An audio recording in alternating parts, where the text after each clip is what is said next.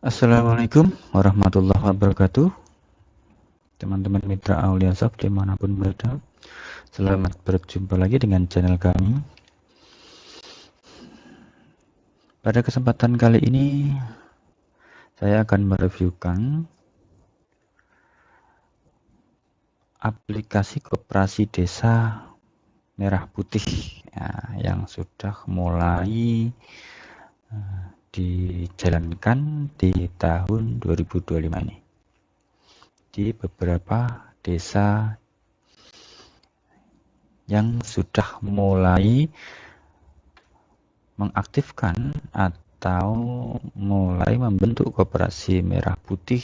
Silahkan disimak untuk aplikasi pencatatan akuntansinya. Nanti bisa komen apabila ada yang perlu ditanyakan, silahkan komen di kolom komentar. Oke, mari kita mulai. Kita buka ini folder aplikasinya, aplikasi Koperasi Desa Merah Putih. Nah, caranya seperti ini. Oke, selanjutnya klik klien bulan Mei. Oke, lanjut login.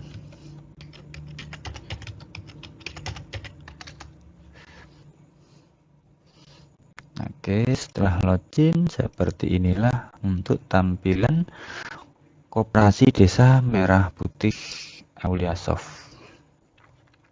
Nah, langkah awal kita ke map warna hijau, kita buat data simpanan pokok anggota. Oke, jadi ini adalah aplikasi induk untuk Koperasi Desa Merah Putih. Nah, oke, selanjutnya klik daftar simpanan. Caranya klik tambah, namanya misal Rusdi,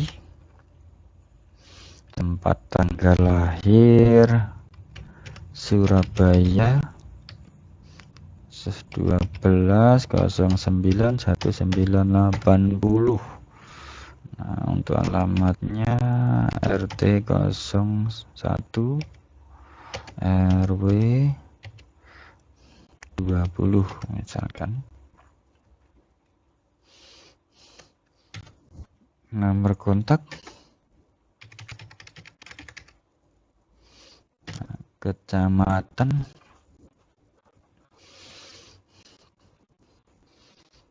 misalkan Kecamatan Tandes. Oke, Kabupaten Kotamadya Surabaya. Nah, ini contohnya. Nah, nomor bank ini opsional. Lalu nomor NPA ini silahkan disesuaikan dengan nomor buku anggotanya bila sudah ada. Nah, oke, misalkan ini. Nah, kita contohkan seperti ini. Laki-laki sudah menikah. Lanjut di sini pilih simpanan pokok. Nah, oke, selanjutnya kita klik simpan. Klik tambah lagi untuk membuatkan rekening simpanan wajibnya. Nah, misalkan saudara Rusdi, kita buatkan rekening simpanan wajib. Nah, caranya kalau seperti ini sudah masuk, lalu diklik nomor rekening, pilih simpanan wajib. Selanjutnya kita klik simpan. Nah, jadi untuk koperasi induk ini aplikasinya hanya mencatat simpanan pokok dan simpanan wajib atau simpanan khusus bila ada. Jadi di sini tidak mencantumkan rekening simpanan sukarela dan lain sebagainya. Karena nanti simpanan sukarela dan juga untuk pencatatan pinjaman itu ada di aplikasi yang unit simpan pinjam. Oke, selanjutnya ini tadi sudah terinput pokok dan wajib, kita exit. Selanjutnya ke map hijau transaksi tabungan. Oke, caranya klik tambah. Di sini cari datanya Rusdi yang simpanan pokok, misalkan di sini setorannya 1 juta, kode sandinya dicari 175. Nah, ini. Lalu enter. Misalkan nih 1 juta. Nah, oke, selanjutnya klik simpan. Klik tambah lagi untuk masukkan data simpanan wajibnya. Nah, ini cari yang simpanan wajib. Lalu di sini pilih sandi transaksinya 174. Nah, ini dia setoran awal simpanan wajib. Nah, nanti misalkan setoran berikutnya di bulan berikutnya itu menggunakan sandi 114. Nah, ini misalkan jumlah setorannya 50.000. Enter lalu klik simpan. Oke, seperti inilah cara penginputan data simpanan pokok dan simpanan wajib anggota di program Auliasoft yang diperuntukkan untuk Koperasi Desa Merah Putih di induknya. Oke, selanjutnya kita input data apabila Koperasi Merah Putih ini terima pinjaman dari bank untuk permodalan. Nah, itu caranya di map kuning ini. Klik transaksi keuangan. Nah, oke, selanjutnya caranya di sini klik tambah. Oke, di sini pilih sandi transaksi yang sesuai. Nah, oke, cari sandinya. Nah, ini terima pinjaman bank. Oke, enter. Lalu kita isi keterangannya, misalkan pinjaman dari bank, misalkan Mandiri. Oke, nominalnya misalkan 150 juta. Kita klik simpan. Nah, misalkan seperti ini. Oke, selanjutnya kita misalkan ada terima dana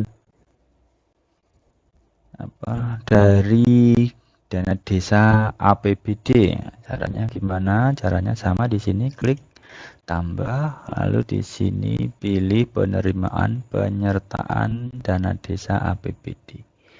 Klik sini, lalu isi keterangannya, sandinya 842, isi penyertaan dari APB desa, misalkan. Enter, misalkan 120 juta. Lalu oke, bentar, ini harusnya 120 juta, lalu enter, klik simpan. Misalkan kita tambah lagi penerimaan dana dari dana desa APBN, dana sama, klik tambah, lalu di sini cari kode sandinya 843, dana desa APBN misalkan.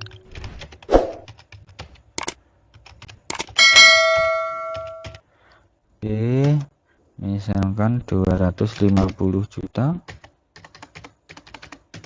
Lalu kita klik simpan. Nah, ini otomatis kita input data ini sudah masuk langsung ke laporan keuangan neraca. Kita cek exit. Di sini map kuning laporan keuangan. Lalu di sini pilih neraca saldo. Nah, seperti ini hasilnya. Jadi ini sumber dananya, lalu di sini masuknya ke kas kasir. Nah, oke, seperti ini. Oke, lanjut. Kita terapkan dana yang kita peroleh tadi ya, yang di sini kayak dari dana bank, terus ada lagi yang modal penyertaan dari dana desa APBD atau juga yang dari dana desa APBN. Nah, ini mau kita gunakan, kita investasikan untuk beberapa unit usaha di bawah Koperasi Merah Putih kita. Suatu contoh, kita mau buka gerai sembako, gerai apotek, ya, unit simpan pinjam dan lain sebagainya. Caranya bagaimana? Caranya di sini kita klik tambah. Nah, lalu di sini cari kode yang pas nih, investasi gerai sembako.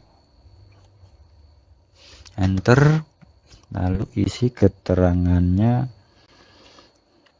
invest ke toko desa misal. Nah, misalkan di sini nilainya 80 juta. Nah, oke, klik simpan. Maka nominal 80 juta ini nanti otomatis akan mengurangi kas yang bersumber dari bank, dana desa APBD dan dana desa APBN ini, teman-teman.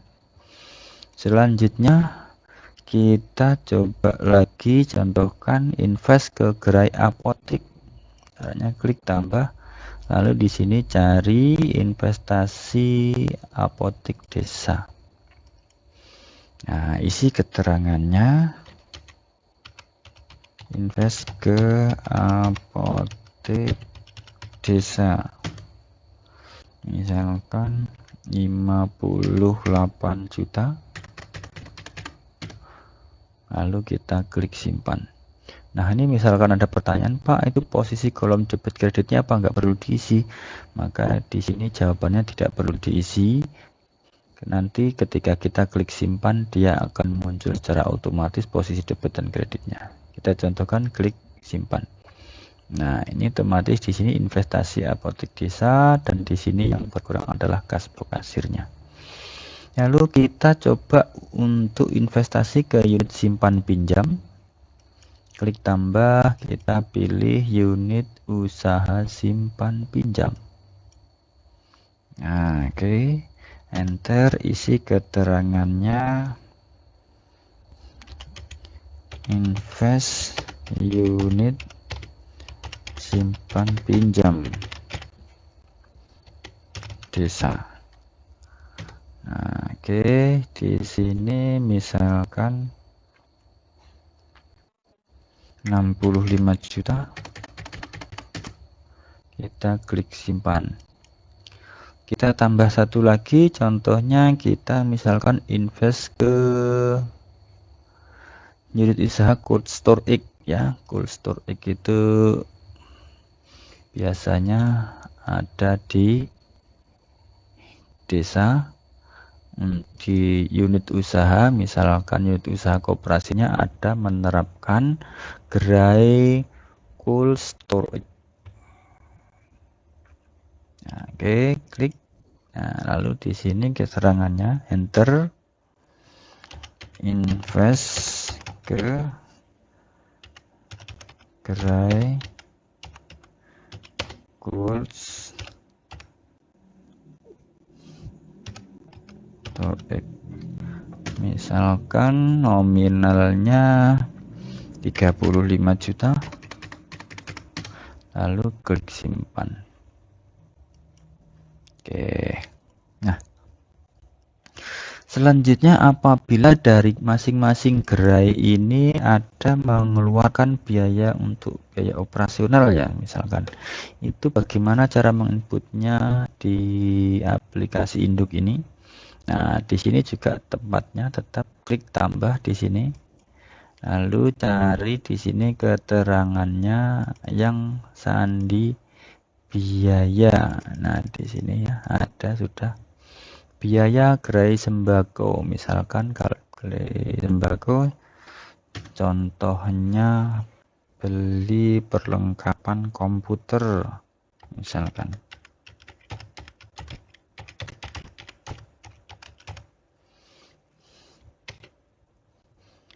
Lalu enter misalkan 6.500.000. Selanjutnya klik simpan. Lalu biaya gerai apotik. Caranya klik tambah di sini, cari yang masuk ke gerai biaya apotik. Nah, di sini enter. Misalkan di sini beli alat kesehatan contohnya. Nah, harganya mungkin kisaran 8 juta. Oke, selanjutnya klik simpan. Nah, lalu ada mungkin yang di unit simpan pinjam, misalkan ada juga mengeluarkan biaya untuk beli peralatan printer, misalkan klik tambah di sini, pilih yang gerai unit usaha simpan pinjam. Keterangannya beli printer Epson misalkan. Harganya misalkan 3.500.000. Lalu klik simpan. Lalu apabila ada biaya di gerai Cold Store X, klik tambah di sini. Nah, ini Cold Store X. Klik 81F. Nah, misalkan di sini beli freezer.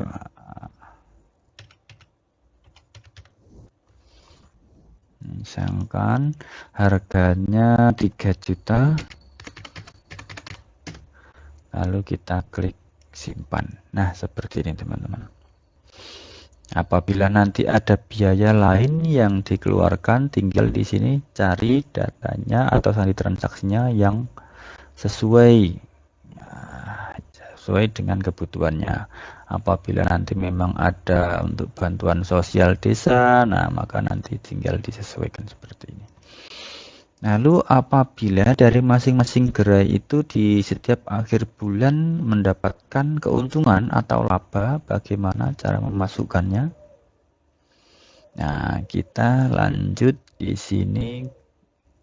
Tempatnya tetap sama di sini ya, di map kuning transaksi keuangan. Klik tambah, baru di sini cari kode sandi transaksi pendapatan. Nah, ini dia. Pendapatan mulai 8/11, pendapatan gerai sembako. Oke, selanjutnya klik enter. Isi pendapatan toko desa.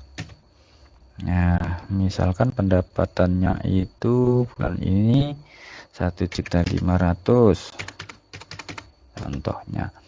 Lalu kita klik simpan. Selanjutnya klik tambah lagi, dapat dari gerai apotik. Di sini klik tambah, lalu di sini pilih kode sandi 812. Di sini diisi pendapatan dari apotek. Enter. Misalkan bulan ini yang dari apotik dapatnya 4.500.000, lalu enter, simpan. Nah, oke, simpan.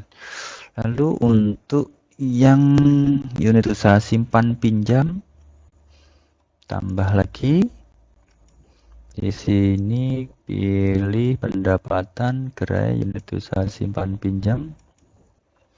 Isi keterangannya, pendapatan dari unit KSP, unit SP ya, simpan pinjam.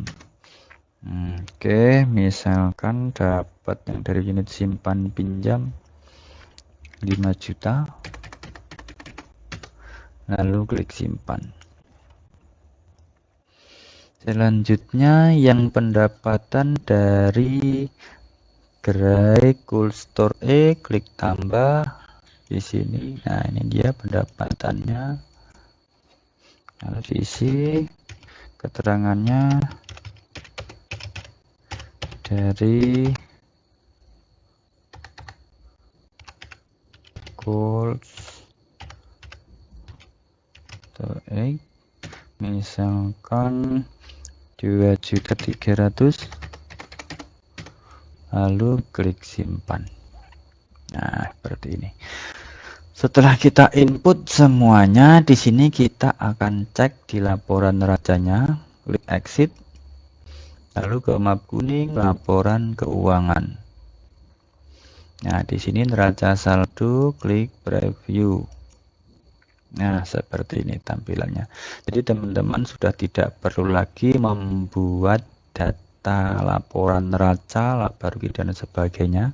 Tapi di sini sudah otomatis disuguhkan oleh aplikasi secara otomatis real time pada saat selesai penginputan. Nah, seperti ini. Ini adalah neraca saldo. Neraca saldo itu menampilkan transaksi per akun. Nah, di sini misalkan ada biaya-biaya semuanya muncul. Selanjutnya kita tampilkan neraca lajur. Neraca lajur seperti apa tampilannya? Nah, neraca lajur itu seperti ini tampilannya. Di sini ada neraca awal, mutasi debit kredit, neraca saldonya, lalu ada akun neraca laba ruginya. Nah, di sini sampai ke halaman berikutnya, maka di sini akan muncul ya laba rugi minus 7.700. Nah, ini artinya ketika ini terjadi, biaya yang dikeluarkan itu lebih besar daripada pendapatannya, yaitu lebih besar nilainya 7.700.000. Nah, ini seperti ini.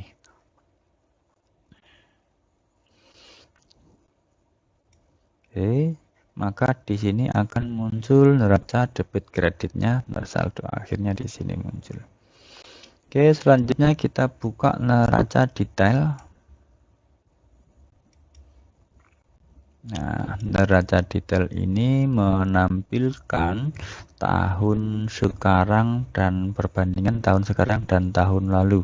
Jadi kalau tahun lalu kita memang belum ada input data karena memang baru menggunakan aplikasi tahun ini, maka yang muncul hanya tahun sekarang. Tapi nanti di tahun berikutnya, di sini tahun lalu ini akan terisi nominal dari tahun yang kita transaksikan pada hari ini.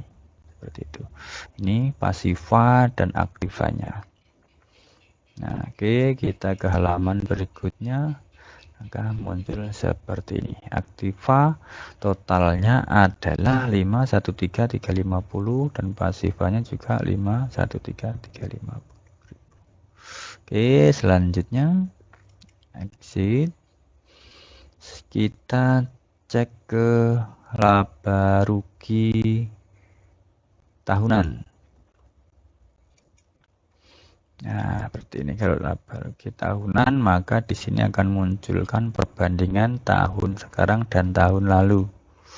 Kalau mau lihat yang pada tahun ini saja, itu bisa ke yang laba rugi detail ini. Nah, seperti ini. Oke, ini hasilnya minus sekian. Seperti ini. Oke, selanjutnya ada perubahan modal.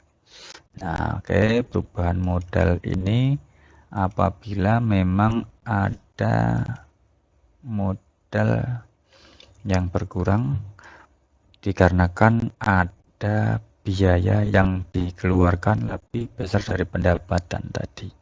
Nah, di sini yang perlu diketahui adalah tadi minusnya 7.700.000 itu bersumber dari sini.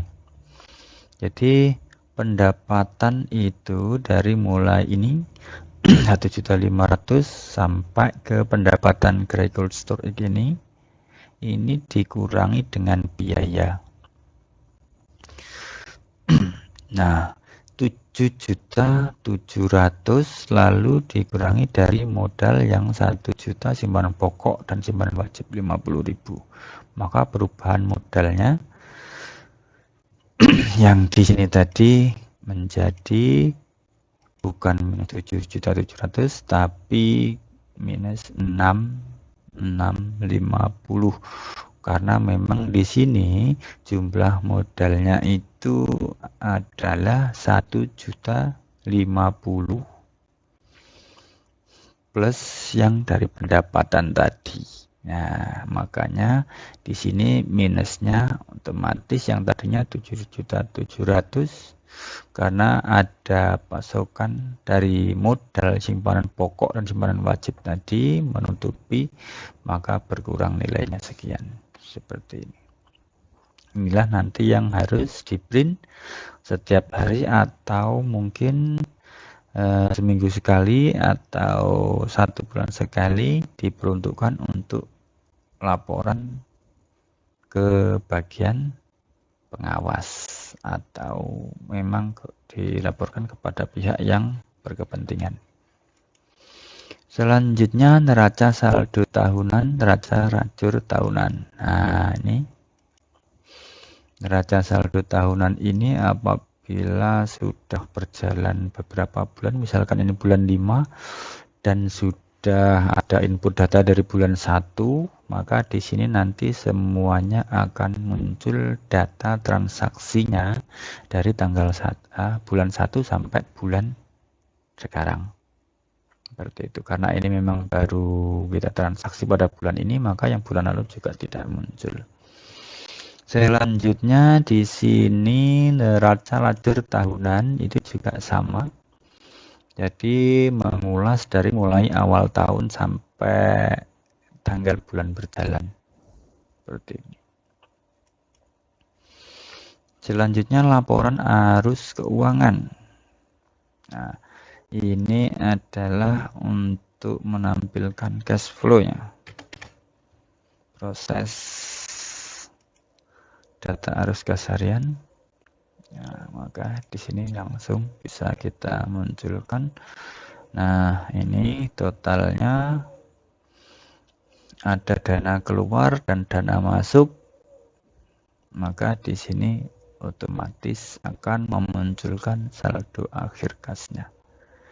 Nah, seperti ini. Ini dana keluar totalnya ada 259 untuk yang biaya-biaya dan investasi tadi. Nah, oke, selanjutnya di sini ada dana masuk dari pinjaman bank dan simpanan pokok, lalu juga dari pendapatan. Nah, oke, selanjutnya exit detail transaksi keuangan. Nah, detail transaksi keuangan ini adalah menampilkan yang kita transaksikan dari awal hingga akhir tadi selain simpanan pokok dan wajib. Nah, ini pinjaman yang dari bank, penyertaan dari APB desa, terus dana desa dari APBN, invest ke toko desa dan sebagainya. Nah, ini beli-beli alat biaya pengeluaran dan juga pendapatan, maka di sini sudah bisa langsung kita lihat. Nah, seperti ini.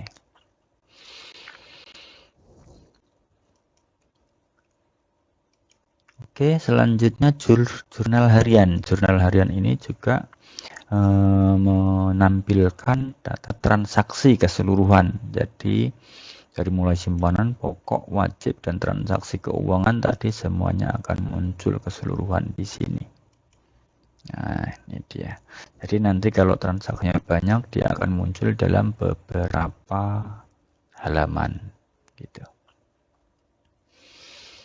Selanjutnya di sini ada buku besar. Nah, buku besar ini untuk melihat rincian transaksi. Misalkan nih, kayak kasbuk kasir tadi nominalnya ada sekian ratus juta.